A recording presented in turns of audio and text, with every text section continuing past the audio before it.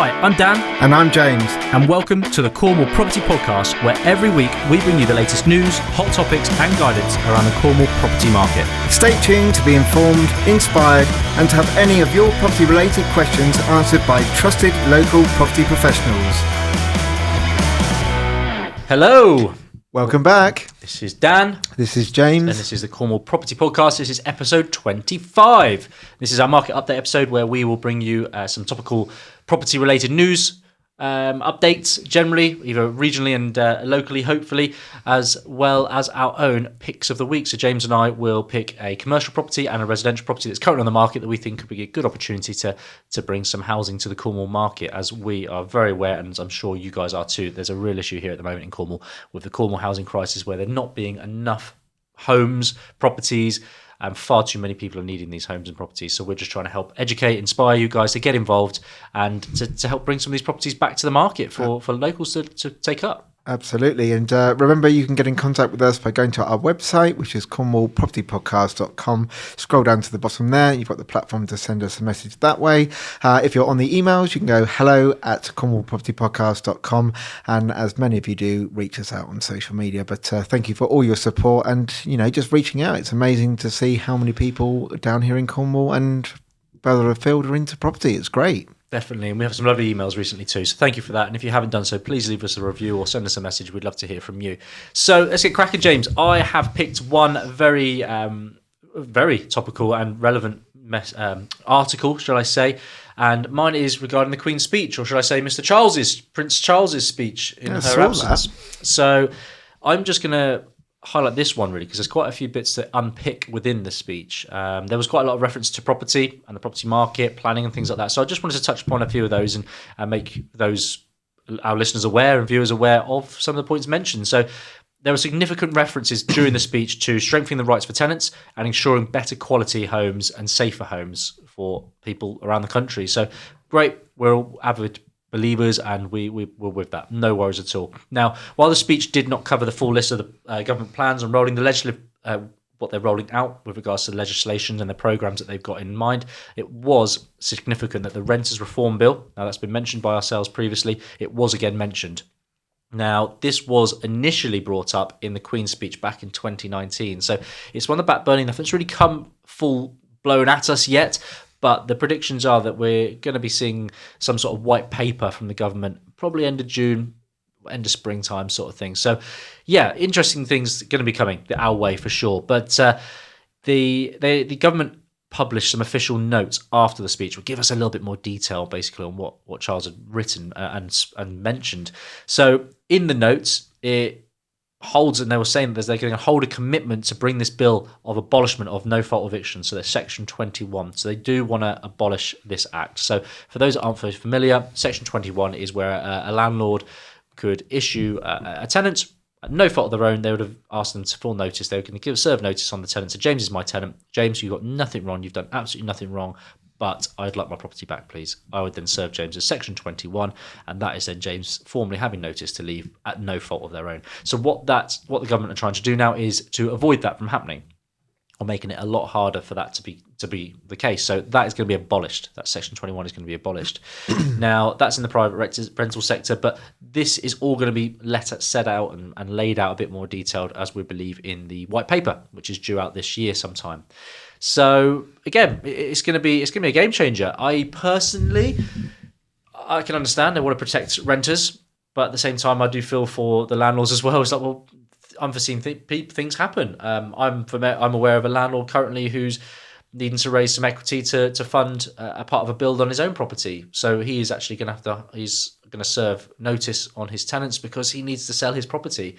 And as a result, needs to sell his property to raise money for doing something that he wants to do privately. And it's his property. So part of me is like, well, yeah, it's your property. You should have ownership. You can do what you like with your own property. But at the same time, now these tenants, because it's a HMO, a shared house, these 4 tenants are going to be kind of like in the lurch, really, because we know, James and I, for one, know that there's not enough property in the area. And then if you're marketing a property, you're competing with 30, 40 people. So it makes it very, very daunting and very worrying. So this sort of thing would be what would worry me going forward, is how could that landlord then actually do what he wants to do with his own property. So I'm sure there'll be some changes and some clauses that will be coming out into maybe Section 8 notice periods and legislation. But yeah, watch this space. I thought that was a very interesting one to bring up. Other couple that I just wanted to bring up and that caught my eye was within this paper. What we can expect to see in this white paper is that they're still talking about a national landlord register. We mentioned about it a couple of weeks ago. So again, it's a list of landlords who rent privately that you've got to adhere to certain certification guidelines. So you've got to have certain documentation in place to be seen as a safe landlord or an up to standard landlord, essentially, and your property's up to standard. So I don't think it's a bad idea, but again, I do struggle to see how they're going to police it, we mentioned previously. And their lifetime deposit scheme, it seems like that might be scrapped. There's nothing really been talked about on that one so much moving forward.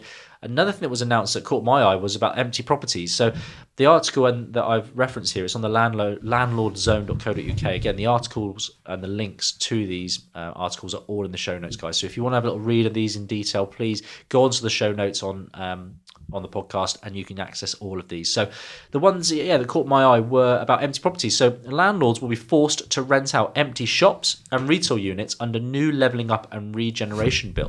So this is giving local authorities powers to take control of empty buildings using tougher compulsory purchase orders and things like that. So as we know, Truro, for example, we were walking around Truro the other day, James. We've got a couple of properties in Truro, and we were just commenting on just how awful it is just seeing so many empty shops that are no longer filled or in use. But this is an example here where the government are actually trying to think of ways that they can make use of those shops. So again, they could force landlords to do something about it. Again, interested in a little bit more detail about that. But another thing that we've mentioned previously, again, I'm chucking all these things out at you now. We'll chat about it in a moment, James. But another one, doubling the council tax. Now, we know the council are trying to encourage empty homes and penalise those with empty homes and second homes. So the idea here is that councils will be allowed to double the council tax for owners with second homes if they don't rent them out for at least 70 days. So the idea is that if you don't rent your property out for at least 70 days as a minimum, you could be charged double the council tax. And then other homes simply left empty could see the standard council tax rate being doubled after 12 months of vacant possession. But yeah, no one's moving in or living in them, then you'd be penalised again because you're trying to encourage you to work with the council here, work with the council. We know there's an issue. If you've got an empty property, we need to do something about it and get these properties on the market. So yeah, those again, I've just chucked a lot at us there, but if we dissect a couple of those now, but an interesting one. Empty properties, James, I think that's a bit of a no-brainer. But again, I feel for the landlords because no doubt every landlord wants to rent their property, don't they? They want, the whole reason they're doing it is as an investment, essentially. So they could then be forced to do something that they don't have a lot of control of with their property there. So it's a double-edged sword as far as I'm concerned there. But it'll be interesting to see how they play it out. What do you think? Yeah, absolutely. I mean, there's always, especially for the locals down here in Cornwall, I can totally understand, but they just, they sap up local areas like St Ives, for example, that they do have a restriction there that you can't have any more second homes. But, it's more important about the communities of the people that live in these areas. And I think quite often people forget that where people are buying Cornish properties, but they live out of county, they have a lot more money, and it's almost like a luxury. The average person in the world doesn't have a second home, do they? But people in other areas have a lot of disposable income, a lot of savings. They buy those houses up, and again, it's just not doing anything to help the major housing crisis down here. So I think it's very fair that if they are empty for X days of the year, then, rightly so, they should be penalised for it. And it might actually stop the flow of people buying investment properties down here, which in turn will allow, more properties freed up for the local people to live in. So I think it's a positive move. For sure. And I think another few articles that we've read in the past as well, I haven't spoken to people in local villages as well that struggle with in the non-summer months, I suppose, in the non-peak holiday season, where obviously there are a large influx of holiday homes when they're not in peak season. Obviously, that makes kind of a bit of a ghost town, doesn't it? Which is just not great. And again, similarly, you could say for the likes of Falmouth, for example, is an Article 4 area. So Article 4 is a planning restriction. We can go into a little bit more depth on that in another podcast, but the similar issue that with holiday homes is with HMOs, shared housings. What they've done is there's so many shared houses in Falmouth that you can't walk up a street without there being at least a few shared houses. So what they have now done is put a planning restriction in place that you can't just go and buy a property and turn it into a HMO in Falmouth. You've got to go through the full planning application because they're trying to control the amount of these types of properties there are, because you lose the community feel essentially. 100%, yeah. You just get streets and streets of big houses, don't you? And don't get me wrong, you can get lots of working professionals, but you can also have, houses that aren't in great condition, which attracts lower rents, which, I'm not being too stereotypical, but it creates problems in houses, and your neighbours are suddenly, they got music blaring at God knows what hour, and maybe younger, generation, if you like, and, it's not good, as you say, for communities. No, for sure. So there's lots to dissect and to pick out from this bill, but I think it's well worth you guys going down the show notes, having a little click on the article link that we've popped in there for you. But there's plenty to have a look at and get your teeth into. And also, as soon as this white paper comes and is released, we'll have far more information on those bits. But yeah, definitely recommend it. So James, you've got an interesting one for us as well, and actually very regional and topical for that as well. Go for it. Yeah, absolutely. It's quite relevant to what we were just talking about with the holiday lets. But I found quite an interesting article very recently, came out on the 5th of May, and it was from the BBC, and the headline there was Cornwall holiday lets compulsory registration plan, which, let's be honest, we always knew something was going to be regulated with holiday lets and Airbnb especially. But the article went on to say, tourism leaders are pushing for a compulsory registration system for holiday accommodation providers. It blamed online marketing platforms such as Airbnb for causing an influx of unregulated accommodation. There are thought to be more than 200,000 people on holiday in Cornwall in August 2021, which is a huge amount, with an infrastructure, quite simply unable to cope. Hospitals, doctors, I think people kind of don't realise that people do have issues when they're on holidays, and the Cornwall Services is not designed to cope with that amount of people. And Visit Cornwall said compulsory registration could help ease the pressure on the property market, with some operators deciding to revert to residential letting when they realise that the regulations, that they have to comply with. And I think that's a really crucial turning point for the Cornwall housing crisis here, because let's be honest, when COVID happened and the big boom in staycations were happening, everyone flocked to Cornwall. Cornwall is arguably one of the best places to come in the UK for, good sun, lovely seaside resorts, and it's just, a very desirable place to go on holiday. So everybody, they did do that. So people knew how easy it was just to quickly take some photos of a room in their house, or maybe move out of their house and take some photos, and they knew that they could be getting crazy rates, anything up to £300 per night. And why wouldn't they do that? Because they did that for all of June, July and August. They could have quite a nice sum of money, and then move back into the house. But let's be honest, these people didn't really sort of think about it too much. Have they got the right fire equipment? Have they got, the right the things in place to make sure it's safe for those holiday makers? They just didn't think about any of that. They just thought, what? Let's not miss a trick here. Everyone's doing it. Let's just rent our property out. We can make a quick buck. But if these regulations come in, I think you'll have, in my own view of it, I'd probably say you'd have 50% of those people would drop off and just think, what, we've made our money. And that was back in 2020, 2021. And those houses will, the ones that are empty, they'll become available back for people who live there. And Airbnb certainly isn't what it used to be maybe 5 years ago, because there weren't so many of them. Because there's more of them, the market's quite simply become more saturated, and maybe where you were getting £300 a night, it's more realistic that you're actually getting £65 a night.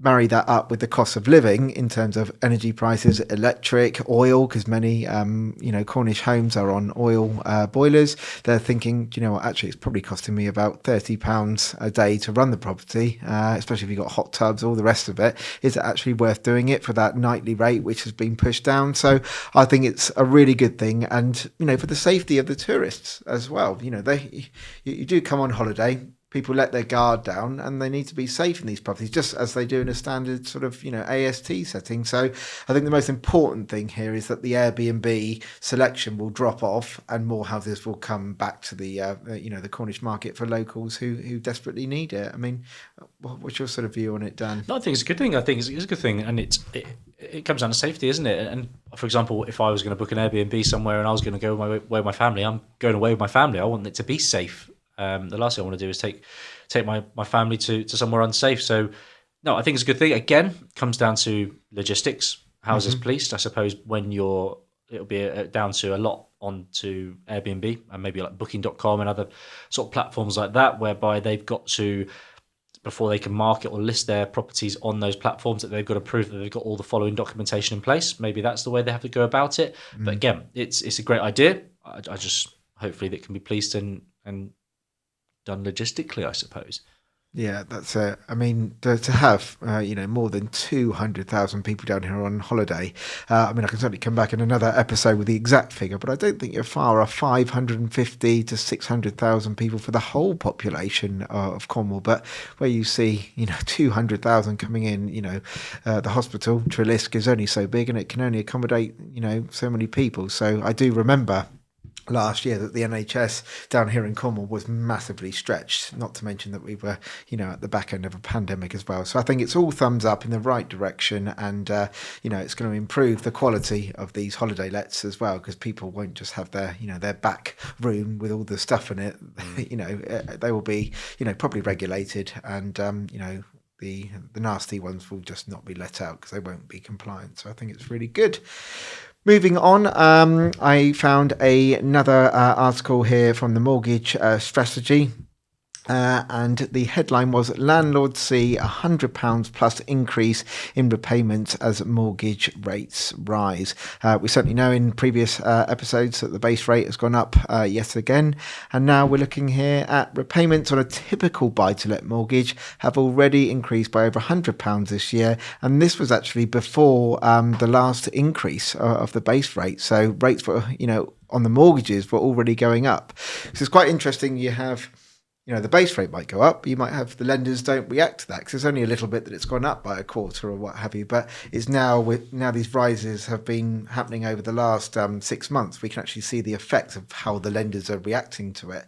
The article went on to say, figures from the buy-to-let broker Property Master says that the buy-to-let mortgage tracker shows that there has been a relentless climb in the cost of buy-to-let mortgages, with repayments on a typically £160,000 2-year fixed rate buy-to-let loan at 60% loan to value. So that's relatively, it's a pretty good loan to value, has still increased by £103 since January 2022. I mean, I don't know what you think about that, Dan, but that's massive. Normally, if you're on 60% loan to value, you get the the best pickings. You should be not having any increases, but £100. I mean, that's massive, isn't it? Well, that's up.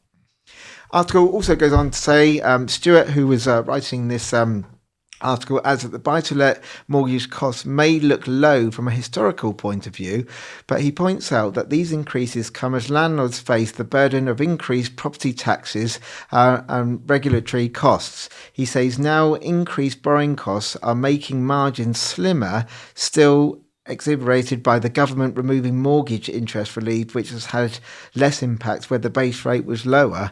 So for those of you who don't know about Section 24, this is where once upon a time you could have £1,000 rent coming in, you'd have £500 for your mortgage going out, and you would only get taxed on that £500. Since Section 24 has fully come into fruition, you can only get 20% relief on your mortgage. So your profit margins were a lot lower. Now add the fact that your mortgage rates are going up and your payments are going up by £100. The article finished here with accommodation in short supply and rents on the rise. Will it be worrying to see landlords deciding that the private rented sector is no longer for them? I mean, that's, for Cornwall, it could be.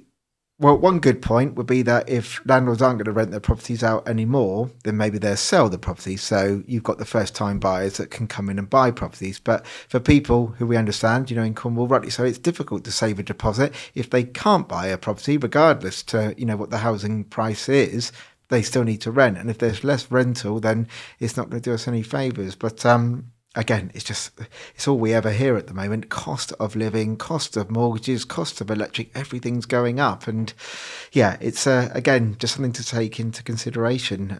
Any more thoughts on that, Dan, for you? So when you pair that with your previous article with the restrictions, you can see all of those holiday lets, bills will be included.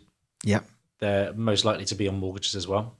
So all of the outgoings are going to be going up. And because there are so many, as you said, the demand is so high that they've actually the supply, sorry, is so high of holiday lets down in the county now that obviously your rate goes down. So all you can see is that level platform of having your bills at a certain level and your rent coming in, it's just getting further and further apart. That margin is being slimmed down big time. And it's becoming far less attractive, isn't it, to become a landlord in that respect. So again, the other thing, I suppose the contrary than what you could argue is that rents are now at the highest they've been in a long, long time. So this is currently saying that obviously the rates have gone up mortgage-wise, but also so have rents. So rents have gone up, and we've been reporting that in the last couple of months. So,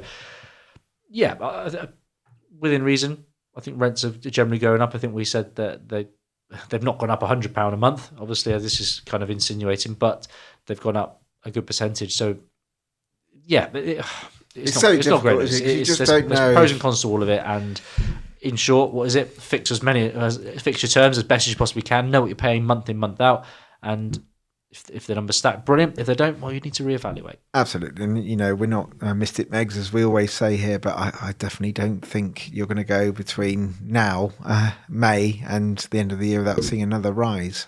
If not, more than one rise, it's only going to go one way. So as we always say, as you've just said, Dan, fix in those rates as soon as possible. Definitely know what you're paying. Exactly that. So thank you for those, James. So what we'll do now is we'll share our picks of the week, where myself, Dan, I have picked a commercial property that's currently empty on the market in Cornwall. James has got a residential. And again, I think we've got some good picks for you guys here to have a little look at. So my first pick of the week is from Padstow. And again, if you're watching this on YouTube, obviously you can see this now.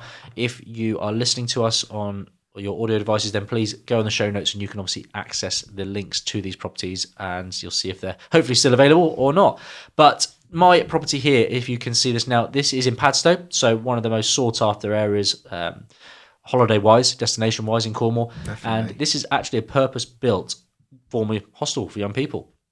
Now, it was built in the early 2000s. It's up at the moment, so it's not cheap, but again, it's a hell of a market down there in Padstow. 595,000 offers in excess of. It's currently on with Vickery Holman.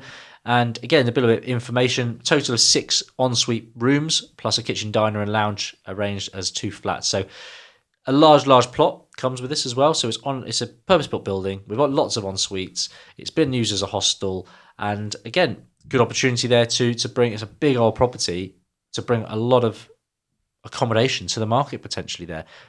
Possibly HMO'd, but at the same time, I think you could split that up into a couple of really nice apartments.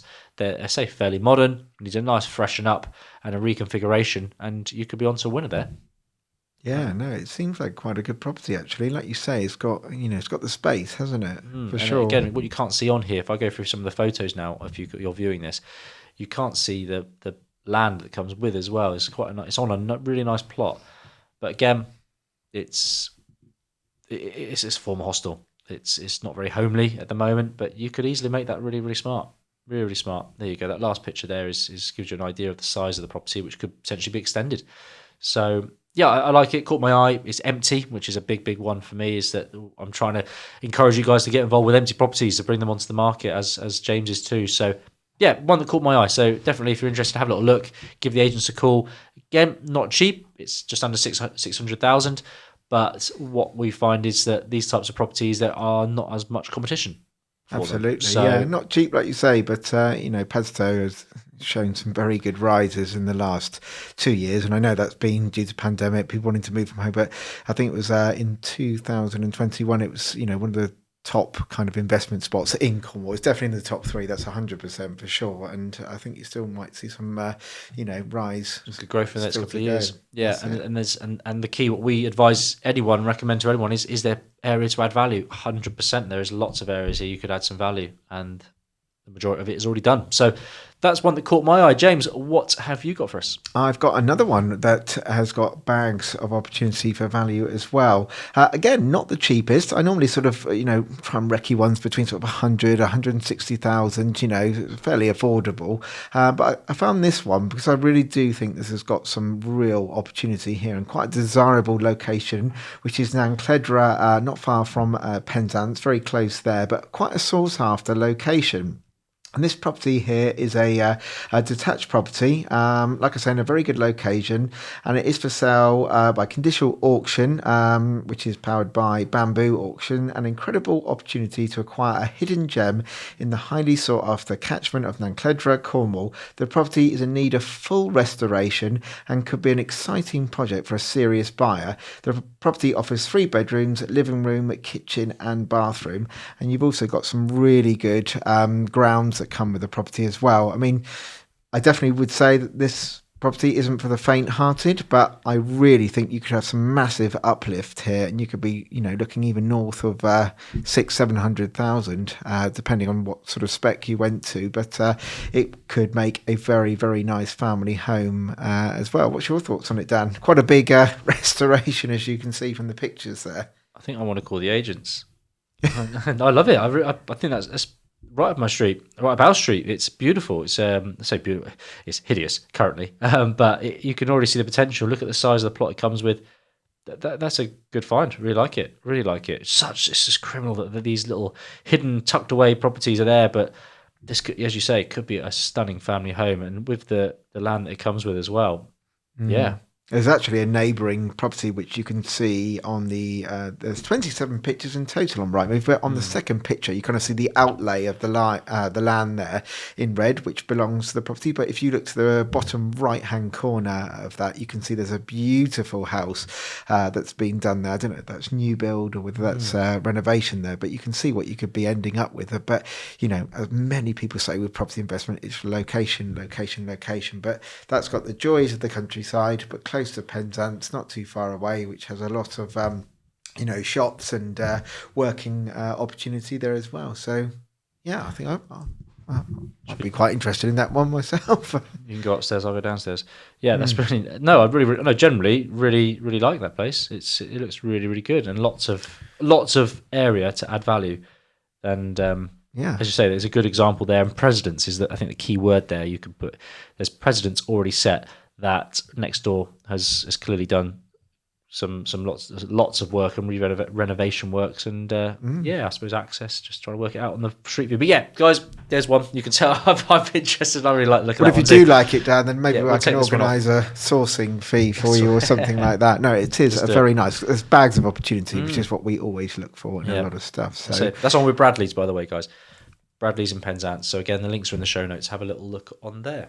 Sure. Very good. Nicely done, James. Nicely done. Well, that brings us to a close on this episode this week. So thank you ever so much for joining us and listening. And again, any feedback you've got, please do throw it our way. We'd love to hear how you're finding the podcast. And if you're enjoying it, great. Please let us know. And if there's anything you want us to cover and talk about, if you've got any questions, please also let us know. But James, how can they do that? As always, on the website, cornwallpropertypodcast.com.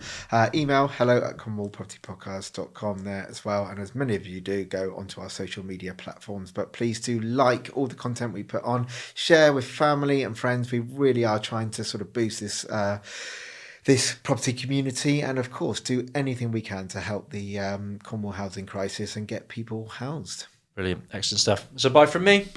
Take care, guys. Bye-bye.